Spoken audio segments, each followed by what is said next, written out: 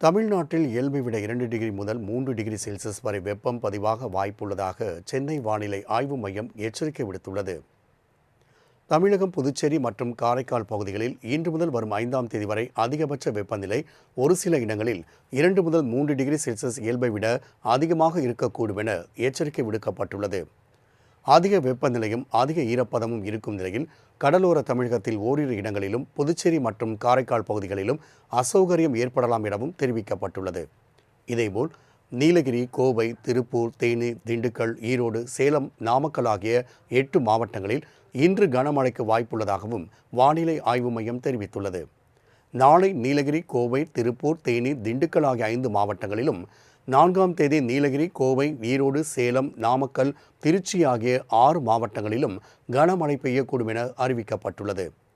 வரும் 5ஆம் தேதி முதல் 7ஆம் தேதி வரை தமிழகம், புதுச்சேரி மற்றும் காரைக்கால் பகுதிகளில் இடி மின்னலுடன் கூடிய மிதமான மழை பெய்யக்கூடும் என்றும் வானிலை ஆய்வு மையம் தெரிவித்துள்ளது.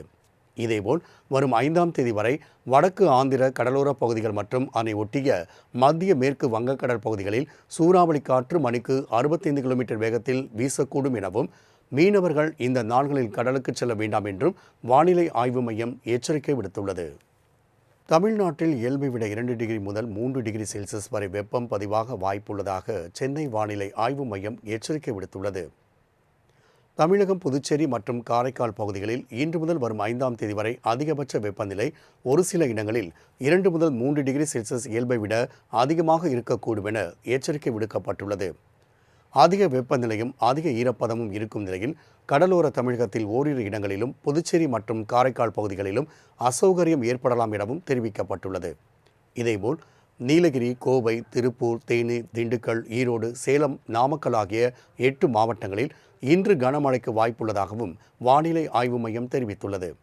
நாளை நீலகிரி, கோவை, திருப்பூர், தேனி, திண்டுக்கல் ஆகிய 5 மாவட்டங்களிலும் 4ஆம் தேதி நீலகிரி, கோவை, ஈரோடு, சேலம், நாமக்கல், திருச்சி ஆகிய 6 மாவட்டங்களிலும் கனமழை பெய்யக்கூடும் என அறிவிக்கப்பட்டுள்ளது.